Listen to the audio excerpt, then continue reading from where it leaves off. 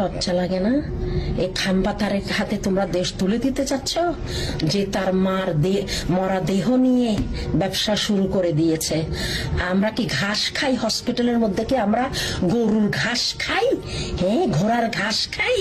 হ্যাঁ, খালেদা জিয়া তো অনেক আগে মারা গেছে, আমরা বলছি। ওটাকে প্রিজনেশন ইনজেকশন দিয়ে এভাবে মোমের মতন বসায় রাখছিল। কি লাভ হয়েছে? কখন যে মারা গেছে, এই মরা দেহ নিয়ে তোমরা ব্যবসা শুরু করে দিছো। এটা গুনাহ হবে না? এটা গুনাহ হবে না? তোমরা গুনার কাজ করো নাই? একটা মরা দেহকে ইনজেকশন দিয়ে টাটকা রাখার জন্য মোমের মতন করে রাখছো, মানুষকে ধোকা দিতেছিলা। এটা তো অনেক আগে সে মারা গেছে। এই খাম্বাকে আনছে কি বাংলাদেশে? এই খাম্বা কি দেশ চালাইতে পারবে? খাম্বার মাথা সব গোবর ভরা। যে তার মার লাশকে কোনো ইয়ে করতে পারে না, সিকিউরিটি দিতে পারে না, মার লাশ নিয়ে খেলে।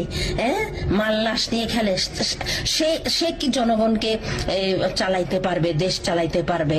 সে তো গরু, সে তো হাম্বা হাম্বা খাম্বা খাম্বা। দূর দূর দূর লন্ডনে যা, তোর হাতে লন্ডন ঝাড়ু দেওয়ার সময় আসছে। তুই কি বাংলাদেশ এখানে করিস? তোর বুকন ডাক্তার যে কোথা থেকে পাস করছে? লন্ডনের ডাক্তার খাম্বা তারেক।